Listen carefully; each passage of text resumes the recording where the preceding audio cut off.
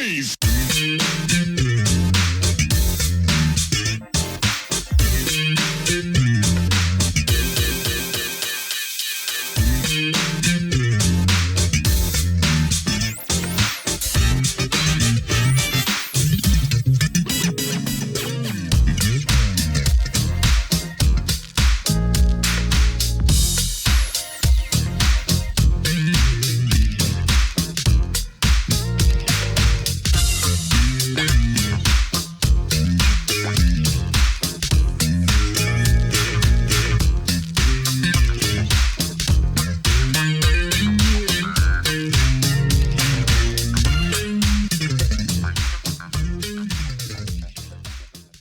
Hello and welcome to another edition of Truth and Rhythm.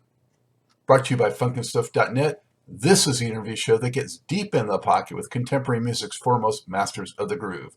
I am your host, Scott Dr. GX Goldfine, musicologist, creative arts journalist, and multimedia pro. Whether you're watching the video version of this show or the audio-only podcast version, I thank you so much for your continued interest and support in this show. If you enjoy this programming, there are several ways to help support Truth and Rhythm, as well as contribute to further enhancements and expansion, plus get some sweet perks and rewards in the process. First, subscribe to the Funkin' Stuff channel on YouTube, which is where Truth and Rhythm lives, and be an advocate by spreading the word among fellow funk, jazz, and R&B music lovers. Second, join Truth and Rhythm's new membership program through Patreon, which features 3 tiers for truth believers, truth seekers, and truth crusaders. You can also submit a direct donation to the cause anytime at funkinstuff.net.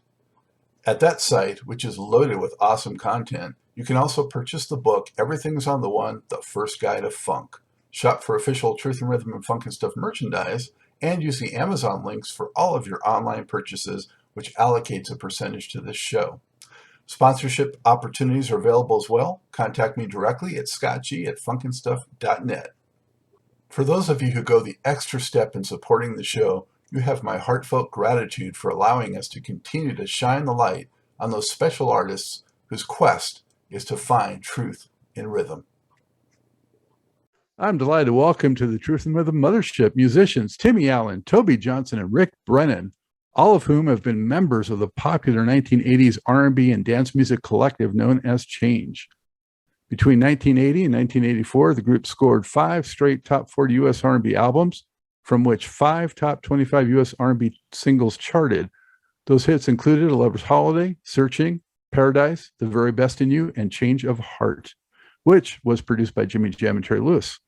Change also topped the U.S. dance music chart with The Glow of Love, and the group delivered a comeback album in 2018 and continues to perform.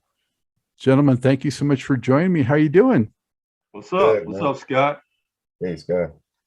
Hey, so good to have you guys. Let's go around the horn here and have everybody introduce themselves by name to the viewers, and also tell us where you're coming from today. And let's start off.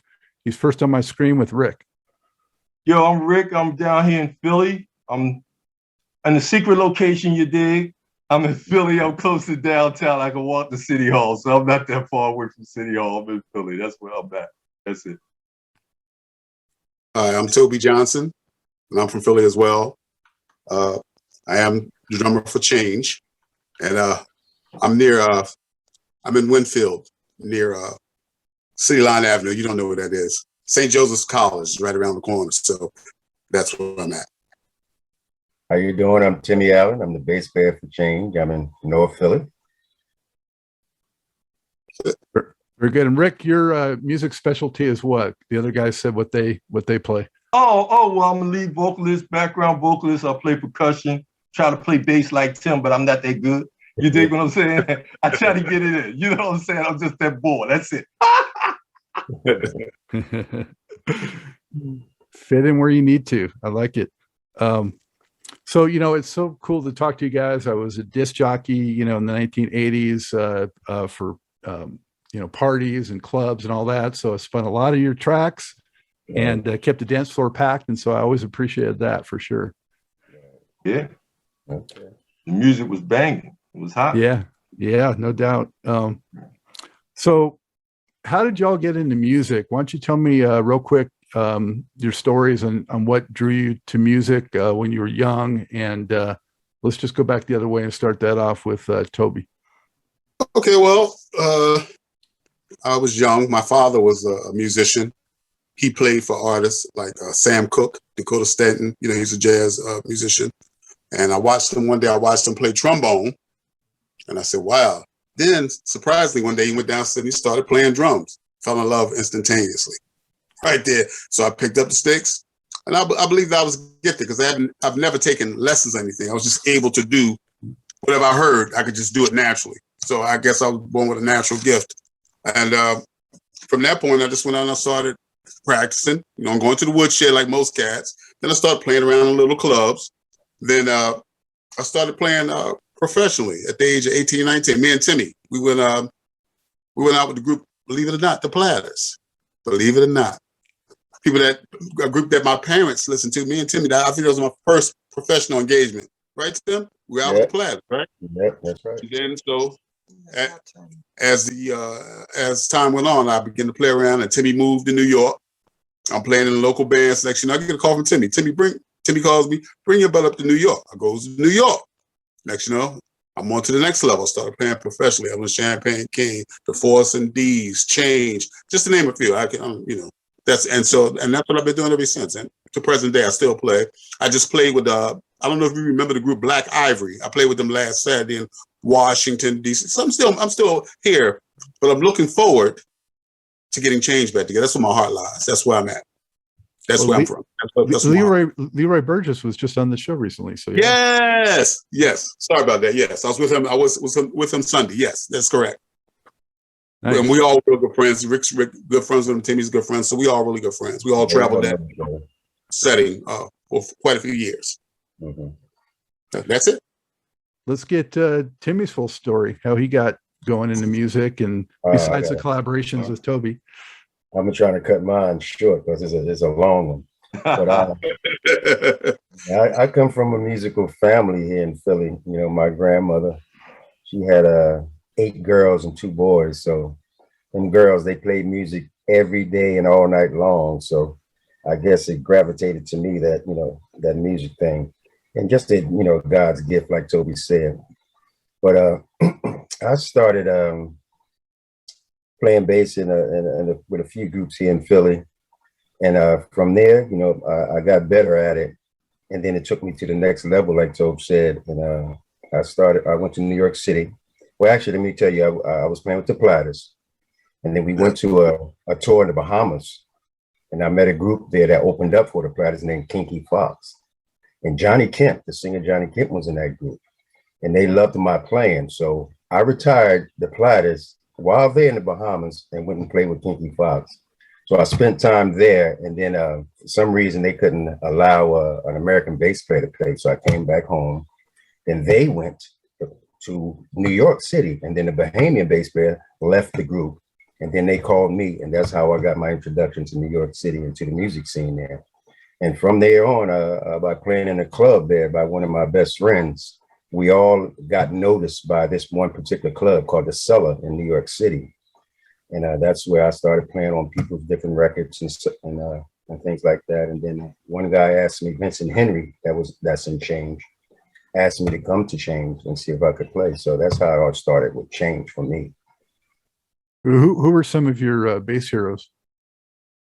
Oh, man. Well, most of them here. Well, number one was Larry Graham.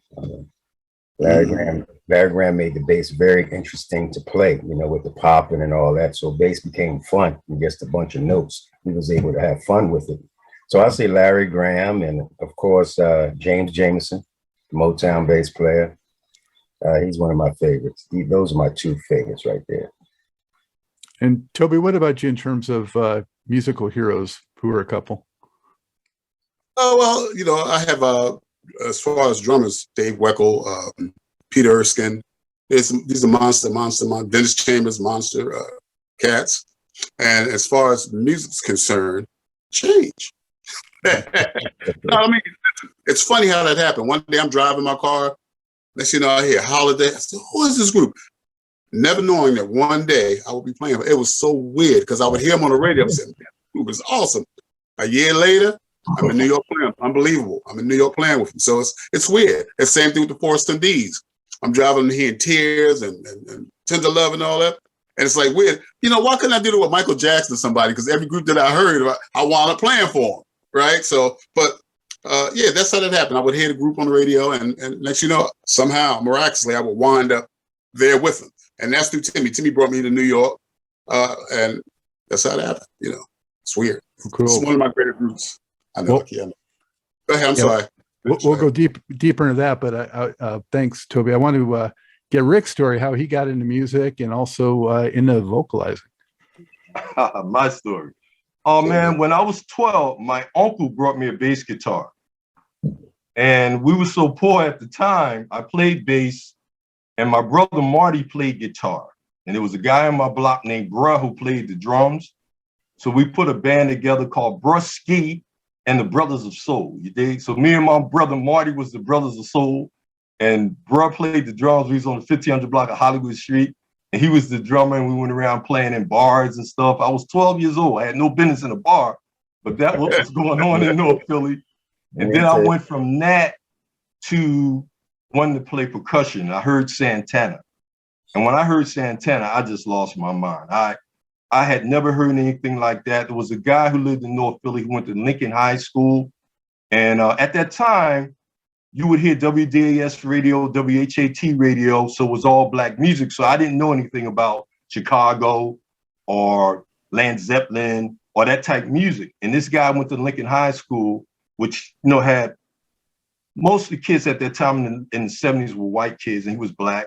And he came out on the porch with a Santana record and a Led Zeppelin record and a Jimi Hendrix record. And I was like, yo, like, I'm used to the Delphines and all that, but what's this? Like, let me hear it. So he played Santana, and I was like, gone. I was like, yo. And then what happened was I went to Strawberry Mansion Junior High School, and I went to an after-school dance. I saw a group called the Soul Deviants. And when I saw the Soul Deviants, they was playing Vehicle by the Ides of March. And it was playing Beginnings by Chicago. I lost my mind. I ran home. I got my little change together. I went downtown to the record store. I brought Chicago Transit Authority, and I played that record till it fell apart. I was like, yo, like, I know I could sing Beginnings. I know I could sing Vehicle. That's my thing. You dig? So from there, I mixed it up. I was into Gino Vanelli. I was into everything. So what I did was I just started listening to everybody sing. Michael Henderson was one of my favorite singers. There was so many great singers. I just mixed it all together. I said, yo, man, I can sing all this. I'm gonna get busy with it. So I was a singer, percussionist, and that's how I got started in music, Scott. I just love the music. Yeah. I can definitely feel the enthusiasm. Yeah, and the passion. Yeah. Well, Rick, keeping with you, what was your first that you would term, you know, professional or semi-professional music experience? Well, I don't know. Like I said, I was in bars from 12 until adulthood. You know what I'm saying? I played in a group called Composite Truth for years. I just put Composite Truth back together a year ago. So, you know, we're doing clubs and stuff here now. But then I ended up in a band with Toby called Chill Factor. We was the house band for Barbers Hall at Broad and Oxford in Philly. And me and Toby kicked in Chill Factor. And when Toby was leaving to go play with Change, next thing I knew, Tim was like, yo, go get Rick too. Like, Rick in the band with you, Toby. I think Toby told, now, Toby can clear this up. But Toby said that Tim said, who in that band with you down there at Barbers Hall? And I think Toby said, he said, well, you know, he naming names. He said, Rick Brennan. He said, Tim was like, Rick Brennan, where I know Rick Brennan from? He said, that's that boy that was in Composite Truth. He said, the one that used to sing Reasons and hit the high note? He said, oh, man, bring that boy to New York. And that's how that joint went down. That's how it went down. They said, that boy said Reasons and hit the high note in Reasons. Oh, no, bring him to New York. And that's how that happened. Timmy was like, go get that boy, because I know that boy can sing. Yeah, the high note from the live version, right? The live version, yeah. I used to hit that note. I ain't hitting no more. You hit that too. Hey, Scott. You can hit that. Hey, Scott. Yeah. Tell him to prove it. Do it now. No, I can't do it now. I ain't gonna lie, but I'm close though. You dig what I'm saying? I'm 66 years old, boy. I can't do what I was 20. Come on now. Cut it. But I'm still that boy though. I don't even know if Phil Bailey can do it now. So Right. No, Rick was very versatile. He could sing anything, man. He could sing anything. He can imitate people in different voices. He really had it going on. Yeah, we had a lot of fun. Well, Timmy, what was your professional experience prior to Change? Wow. I would say once I got to New York City, just really admiring how other producers gravitated to my bass playing. So when I would get off stage, I would have people come up to me the next day, and say, "Can you play on my record the next day?" Not knowing who they were, but knowing they were somebody prominent in the music business or working on a project with a major label. Because I got a chance to meet Paul Lawrence, who produced Evan Champagne King and Freddie Jackson and Lilo Thomas and Melba Moore. He was with a company called Hush Productions that had a team of writers and singers and producers that was doing well back then. And when I got to play on Freddie Jackson's Rock Me Tonight, I didn't know I would be playing on a hit record, and the same thing happened with Keith Diamond that produced Billy Ocean. He caught me off stage and said, "I need you to do a session for me tomorrow," not knowing that I'm going to be playing Caribbean Queen and all these big hits, playing bass. So those were moments when things really started to feel like, "Whoa, okay, Tim, people appreciating your talent." I didn't know I was that good, or I could do those things. So You're that bull. Yeah, that's what was exciting for me. Wow. So, Change had success before you guys became part of that. Who would like to jump in and just kind of explain to the viewers and listeners, what Change had done and accomplished before you guys became part of that equation? Go ahead, Tim. Well, it all started when I got my first contract with Jive Records. There was a lawyer named Steve Kapitko, who also managed the owner and executive producer of Change, who was Fred Petrus. And from there is where I got to be, start with Change, and things developed from there on. I became a writer, producer, and of things of that nature. What year was that, Timmy? Do you know? I believe it was 80, 81, 82. Yeah, I believe it was 81, 82 when I first got in the group. So had they had just the one album out or two at that point? It was just one, yeah, because the first album was just a project, really. It was just a hired situation, and it blew up. And I guess the label told them that they needed a group to go out on tour with it. Then Luther branched off and did his own thing. So that's when James Crab Robinson came in. But from the second album on is when it all started as a band.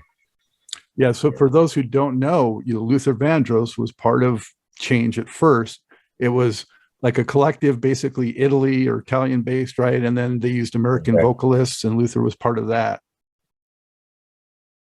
Yeah, right? Well, thanks for covering that for me, because I was going to say that the group was really based out of Italy with the Italian producers, Mauro Malavasi and Davide Romani with the bass player.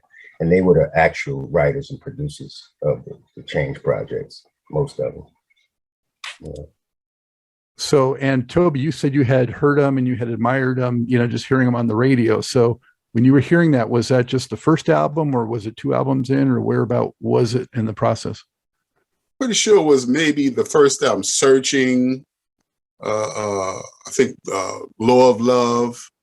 I'm saying I've never heard anything like that. I said, man, who that is? That's crazy. I loved it. You know what I'm saying? It was different than anything I heard on the radio to that point. But like I said, the funny thing, I'm listening to them, I'm driving, I'm hearing them on the radio. Next thing you know, a year or two later, I'm there with them. It's weird. It's just weird how that happened. But when I heard them, I'm saying like, wow, who is this? They got my attention immediately. And everybody else, all the cast of new music, said, man, who is this? You would hear, especially the Glow of Love. Yeah, the Glow of Love really grabbed me. Like that. Yeah. They definitely had a unique style, and it captured everybody's attention. Again, I'm just proud to have been able to be part of that, and thanks to Timmy and Rick for sharing that experience with me, and me sharing that with them. Yeah. So when you guys came together, when was the first time that you rehearsed or did something related to the Change? the 82, 83 maybe. 82 when you did the Sharing My Love tour, too. When you and Tim did that joint. Yeah. Yes, I was in the group before both of them, so right. They came in a couple of years afterwards, you know, on a couple of projects. First Toby came in, then we got Rick. Yeah. So you know, when we rehearsed, it was, you know, it wasn't like we rehearsed because things were already together. It was just like guys would have to learn their part and come in, and they were good enough to just come right in and maybe have 1 or 2 rehearsals. And next, you know, we go, we going. And how would you categorize the change sound for viewers? Because even though the cast changed, you know, I feel like the sound was pretty consistent throughout their whole history with this kind of like very much, you know, sort of like mostly sort of mid-tempo dance, R&B, and you know, you can hear influences like Chic and things like that. Yeah, I was going to say that, you know, the Chic vibe, like a dance situation, but I think it was even more than that because Maru and Davide, they were great musicians. They were great musicians. I mean, I really admire Davide's bass playing. You know, we both, you know, complement each other. But Maru was a great producer and songwriter. So they were more than just a unique dance group. They really, you know, had the musicianship that was really inside of their music as well, you know. So yeah, it was a different vibe, like Toby said. It was something unique and different that we all gravitated to. So, Timmy, you recorded on the Miracles album? Was it the Mirror? I can't even remember the album. That was the second one. No, I didn't start playing, I don't think, until the third. Sharing My Love, right? Sharing My Love project, yeah. Right. So the first and second was still the Maru and Davide. And then I came in around, we started producing and writing and playing on the Share My Love album. Did you play past hits? Did you go out and represent Change on the stage or just go into the studio? Oh no, we was always in Change. Yeah, I was always in. I was in Change until they, you know, just, you know, died out. You know, so yeah, we was the last members. Me, Toby, and Rick. But I mean, when you came in originally, did you just go into a studio situation for a new album, or did you also go out and play like those other hits like you admired? You want to hear that story too? Of course. Hear that story? Okay, I was in the group, right, when they got Jimmy Jam and Terry Lewis to produce. Fred Petros gave them guys like a bag of tapes. I mean, maybe a tape of 30 different tapes to pick songs and go through. They told me this personally, they went through every tape and I had mines in there and they picked that one tape and didn't know it was me. But they showed it to Fred and listened to him and said, this tape said Timmy Allen. So you're not paying attention who's in your group. He told that to Fred. You got a songwriter producer right there. And that's how I really started producing and writing, from Jimmy Jam and Terry Lewis telling Fred that. Yeah. Wow. That was an exciting moment too for me. Wow. What was it like? Did you meet Jimmy Jam and Terry Lewis? I'm assuming you did. Yeah. What was it like when you first met them? What was your impression? Well, just hearing their music in the beginning and the things that they've done before Change. Oh, I was in awe with these guys since the time till they did SOS Band and a few other things. I was like, ooh. And then when I heard that they were producing Change, oh man, I was excited. I was excited. It was ecstatic, right, Tim? Man, I didn't believe we was gonna be playing with I was gonna be with these things. And we did the recording in Italy. That was our recording in Italy. We recorded in Italy, and then we took it from Italy back to Minneapolis in their studios, me and Rick and Deborah Cooper. Yeah, the very first Change album had some straight ahead disco on it besides the hits. And moving forward, though, it pretty much became more just R&B, dance, and not the disco thing. Yeah. So Toby and Rick, tell us some more about, when you guys came into the fold, what it was like when you first came in and worked with Change. You go ahead first, Toby. Okay, well, Timmy called me and said, man, bring your butt up to New York. I said, I don't know why you're sitting in Philly languishing. You should bring your butt up. There's plenty of opportunity here in New York. Before he could hang up the phone, I was at his door. He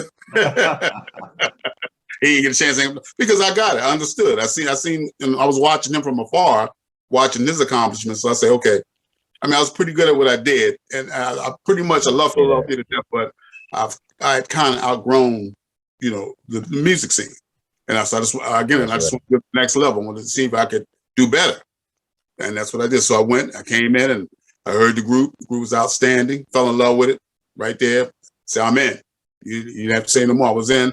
You know, I love them. They love me, and it's all worked out. Everything, you know, the touring and all that. We did dates, and you know, people loved the group. I was really taken. I said, wow, I didn't know people knew these songs all over the world. I knew them, but I didn't know people all over the world would know these songs. And when we would play, I would see people, you know, singing the songs, singing the lyrics and all that. And I remember times that we were playing, we'd be out with Cameo, Rick James. We had them on they were on the side. Look and said, we were tight. We were tight, crazy tight. We looked to the side, Cameo, Larry Blackman, and I could say it right here. They'll tell you too. We asked, they were standing to the wayside, Cameo, the Whispers, you know, so they were taking, you know, and they were great too. I'm not just taking anything from them, but they knew that they had a serious contender on stage. We weren't just fly by night, weren't just a fly by night band. This band is real. Pocket tight, everything, harmonies, choreography, everything. It was great. It was a great experience. Like I said, I'm glad to be a part of it and to have been a part of it. Toby, about how many members were on stage for those shows? For Change, we ran 10? Wow, 10, yeah, 10 of us. We had a full house. Wow, a lot of people, right? There was Deborah Cooper. There was Lisa Fisher. You know, worry now, Lisa Fisher. She was part of it. I mean, there have been many that come through, and there have been many that come through the camp. I mean, so many as I can barely remember. Jocelyn Smith, Jocelyn Brown. There were a lot of people that came through the Change organization. A lot of stars came through, and if I'm leaving out some, you know. Well, you know, some of them recorded the album. Then we have some people that did the live version. So some of the people that recorded didn't sing live with us. But Lisa Fisher is the only one that really broke off from the group that became a really star out of all the girls. We changed girls every now and then, maybe just a couple of them. But Deborah Cooper was the main singer. Carol Selvan and Mary Seymour were the main girls, but the third girl is the one we would change here and there, you know. But as far as the musicians, we all stayed together pretty much the whole time. Yes. And Deborah went on to sing with CNC Music Factory. Yes. Yeah. Mm-hmm. But I thought it was interesting too that, you know, you guys are talking about, you guys really gave Change like an identity though, because that third record was the first one that actually had a picture of group members. Right. All the other ones are more anonymous, you know? Right. So Rick, what was your getting in the fold experience? Oh, well, I was a little nervous. You know what I'm saying? I came up to New York. Freddie heard me sing about 5 minutes. He rushed me to the studio. I sang Imagination for BB&Q Band. And then the next thing I knew, they was like, yo, you're going to be in Change. I was like, what? Like, I remember telling Tim, like, yo, I don't know, Tim. I don't know. Tim's like, what you mean you don't know? Like, oh, don't get nervous now, boy. It's your time to step up. You dig? So then the next thing I know, we were in the studio. After Imagination came out, it was the first single off of the All Night Long album. And they was like, yo, Kevin Robinson got that slot. Rick, you got to be in Change. So I think Crab Robinson wanted to go solo. And we did This Is Your Time album. And I remember I sang a lot of tracks on This Is Your Time album. And Freddie was scared of my vocals. He was like, Rick, he called me into his studio and he said, Rick, your voice is different from Luther Vandross or James Crab Robinson. I'm gonna have to go get James Crab Robinson and bring him back to sing on This Is Your Time album. He said, but I'll tell you what I'm gonna do. I'm gonna keep 2 of these tracks that you sang on. I'm gonna keep Got to Get Up that you sang on. I'm gonna keep Staying Fit that Timmy wrote. So he kept those 2 on This Is Your Time album and he brought Crab back. I didn't have no problem with Crab coming back. I knew he wanted to leave Change at the time to go solo, but he came and he did This Is Your Time album. But when we got with Jimmy Jam and Terry Lewis for the Change Your Heart album, then they let me sing and then they realized like, that boy is fire. Like, because Jimmy Jam was like, yo, this Rick Brennan boy is fire. Like, let that boy sing. Because I was like on my Steve Harrington, like I could change my voice. I could do anything I wanted to, right? Jimmy Jam was like, this boy is crazy. Like, this is going to be good. So when me and Timmy and Toby, we heard that Jimmy Jam and Terry Lewis going to produce that Change Your Heart album. it was time for me to redeem myself from that This Is the Time album. And boy, Change Your Heart is fire. You can put it on right now to be bopping to every song because it's the joy. Jimmy Jam, Terry Lewis, yeah. He's stupid. So my boys, I love Jam and Terry, but you know, they know that. They know that. I told them about Mama Disco House, y'all gonna be superstars. And they looked at me like, yo, man, why you saying that? Man, I'm psychic or something, but I'm telling you, y'all gonna blow up. And when they did, it didn't surprise me at all. Jimmy Jam and Terry Lewis, because me and Timmy was watching them in Italy when they would lay them tracks, and we was like, boy, they funky. Because me and Tim and Toby, we come from the funk. We come from all them funk bands out of North Philly. Like, we about that funk. So when we heard what Jimmy Jam and Terry was doing with them tracks, Change Your Heart track, me and Timmy was looking at each other like, yo, like, where's this going? Like, oh, this is a smash, you dig? So by the time we got to You and My Melody and Jimmy Jam, he worked me for 12 hours to do them vocals on You and My Melody. But at the end, he was like, Rick, come in here and listen to this. And I mean, you could put that record on for itself and listen like, Rick Brennan, get it in. That's all I got to say. Yeah. How cool is that? Very cool. So all you guys, you know, you really specialize in rhythm, you know, with percussion, drums, bass. What would you say?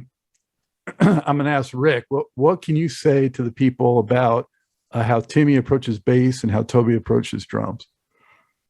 Well, let me say this. Look, when Tim played Mutual Attraction, the bass line, listen to the bass line on You and My Melody. Like, Tim is an amazing bass player. Like, I used to be flabbergasted over what he could do. I would just watch him come up with bass lines and stuff, and I used to be a bass player. I never told Tim that. But I would watch him, and I was like, yo, like, so to this day, if you look up Mutual Attraction, You and My Melody, just the way he played bass, he's amazing. I mean, I don't want to toot his horn like that. I know I'm doing that. But the boy can play bass. You dig what I'm saying? He can play the bass. And we knew, coming from North Philly, we knew we had that funk thing going on. Like, if it was up to us, we would have been funky in that would change. But Freddie was like, yo, y'all getting a little too funky with this. Like, you know, what's up? But I'm just saying, like, Timmy is an amazing bass player. And Toby and I was in Chill Factor together. And, you know, for years. So, you know, I know Toby was that boy on drums. You know what I'm saying? So for us to do what we did together, like when we did that Change Your Heart tour, it was lit. When we did the Hammersmith, it was lit. Like, matter of fact, we did the Hammersmith and the Culture Club was sitting in the audience. Yes, sir. Boy, George, all of them was sitting in the audience watching Change. It was like in the third row. So I remember, I think we took a break. We did another show. And I went in the back room, the dressing room. I was like, yo, the Culture Club is sitting watching Change. And I mean, that's when they was big, the Culture Club. Yeah. And I was like, so when the guys went on the stage to do the second show, they was like, yo, the bass player, everybody sitting up there watching. Yo, it was popping in London. You know what I'm saying? Big love to the UK. They always supported Change. You know, I love it. Yeah, they do. That's right.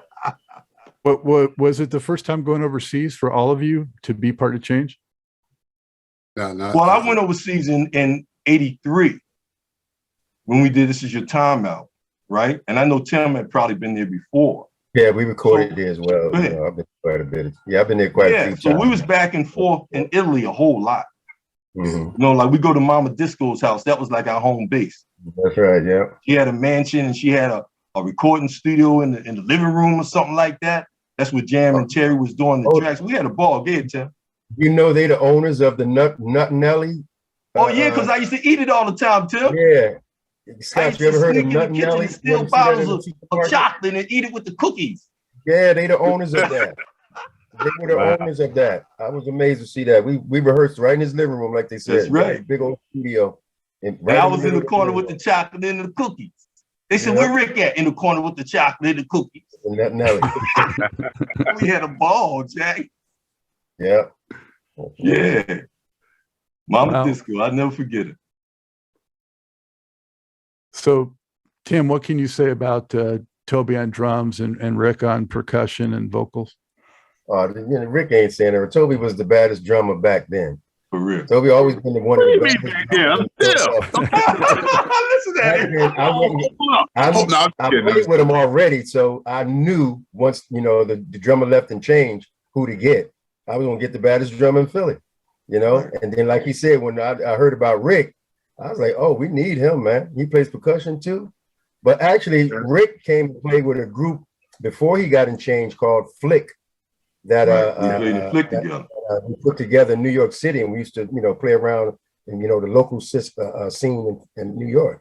And then we got Rick in because Rick could imitate Steve Arrington and Slave and all these different people. So he was an asset to the group. And then from there on, he got into Change at that time as well. But yeah, these guys were some bad boys, and they, just like they are to this day, still bad boys. And Toby, you got a word to say about your boys here? Yeah, well, listen, I have to piggyback off of what was said. Like what I said, me and Rick had played together, outstanding vocalists, outstanding percussionists, enjoyed work with him. So that was no problem. Came in, I had known Timmy since the bass was bigger than him. Listen, you could probably get angry at me, but he used to push his bass amp up the street that was about 2 or 3 feet taller than him. You see the little legs, little hands pushing. Remember that's him? I never forgot that. I was serious about my music, man. I was serious about my music. It was raining. I don't care whether it was snowing. You would see Timmy pushing that amp up the street. You forgot about it. I never forgot that. And so playing with him was instant. I didn't have a problem. I knew what he wanted. I knew what he liked. It made sense to me. Matter of fact, he made it make sense to me because a bunch of cats that I was playing with in Philadelphia were great players, but they were all like Stanley Clark clones. They were all over the place and playing everything fine. But I had grown to a point where I wanted to make music and make music sound good. Interesting story. I was in a band called Chill Factor, and the band was outstanding. Great players and stuff like that. But I went to see Dexter Wansell. I'm saying now, when we get together and we rehearse, everybody's playing everything, but it just didn't sound right. And I'm sitting back looking at them and saying, these guys, they aren't playing anything. They're just playing parts. And it sounds so amazing. I begin to learn. I begin to understand at that point. I understand what I'm doing wrong. I'm trying to solo through everything to make it sound good. You know what I'm saying? And after watching Dexter once, I step back and say, okay, that's the secret. Less is more. Just play the parts. If everybody just play their parts. Yeah. Voila. When I finally got the message, it helped me when I got to New York. Well, I ain't gonna lie. Let me stop lying because I remember I went to New York. I was still a chop head, a fusion head. I had like a 13. What's the song? What's that song? So is it Holiday? Yeah. So they started a song, right? And we're sitting there. We got the Stone City Band. They had our rehearsal, watching us rehearse because we're going out on tour together. So I guess I was going to show off, Scott. I ain't gonna lie. I got the Stone City Band. Let me show off. I had 15 drums. I tried to hit every drum I had before I came with the song. And Timmy said, "Yo, hold up. Love you, man. Listen to the record. We don't need none of that." Everybody looked at me like I was crazy. Well, I had to grow. I mean, that was a growing pain. Listen, all I was trying to do is show off. Let everybody know I'm a bad drummer. yo, man, hold on. Everybody stop. And I was going to listen, Scott, this is a true story. I said, dang, I must have pressed everybody because everybody stopped there looking at me, saying, man, I know they love me. I must have pressed everybody. And Timmy said, yo, they told, love you, man, but listen, get that record. That's kind of all that's needed if you could, I said, wow. I thought I was impressing y'all. See, I love these things help you learn. See, I know now, I didn't know them, but I can look at it now and laugh because it was a learning experience, if that makes sense. Yeah, but guys, it's easy, man. It's fun. We're looking forward to doing it again. Yeah, you got to learn less is more sometimes. Yeah, especially when it comes to groove. That's right. Right. I had to every drum, Scott. If I didn't touch a drum, something was wrong. I had 15 drums. I had to every remember them? He had a timer set and he had 15 tom-toms. Something was wrong. He had the largest timer set in Philly. It took 6 people to lift his ambu case. You remember that? Wow. When we was at Barber's Hall, it took 6 people just to lift the ambu case into the truck when he was at Chill Factor. So Toby was always off the chain on the drum. Those things help mold and shape me to help me to understand and have a successful career. Because if you want to work and you want to be successful at this, all that's out the window. Right. You can't do. Listen to the record. That's what made it successful. All that stuff you're doing had nothing to do with anything. And it helped me. I felt like I said I was just trying to impress him, but it made sense to me because when I took it in and sat with it, when I would listen back to the tapes and stuff of the rehearsals, we would sound just like the record. We would sound great. I understood it then. I said, okay, I got it. All the other stuff you're doing, you leave that back and feel it. Beautiful thing. Right. But Yeah, I was just the opposite side. I was the pocket person. That's right. I was the pocket bass player. I just held down that bass. So I got on Toby. I had to get on Toby. Play with me, man. Like you said, less is more. That's right. More. Had to reel him in a little bit, right? Yeah. Yeah, just trying to show off, man. Trying to show, because like I had crazy chops like that, and I just wanted to show off. And I thought I did that. But I was wondering why everybody stopped. The music stopped, and everybody trying to look at me like, I said, oh, man, I did it. I know I did it. I had no idea. Well, you I had mentioned, no idea, man. But like I said, it helped to hold the shape to the way I play today. Never forgot it.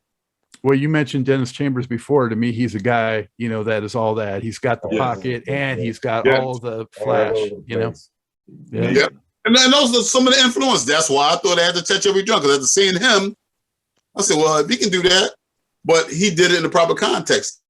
The song we were doing didn't call for that. I just wanted to show off in front of them and show them just how great I was, and the Stone City Band is, man, this drum is bad. But Tim said, yo, it's okay, dude, just relax. Yeah. I never forgot it. I tell people that story. I'm gonna tell it to the day I die because it's funny. I thought I was doing something. It's funny. I did. There's much more to this great Truth and Rhythm interview. Just continue on to the next part of the episode. Also, be sure to subscribe to this channel. If you've already done so, please share it with friends. And become a member by joining Truth and Rhythm on Patreon, or consider donating at funkinstuff.net. Thank you very much.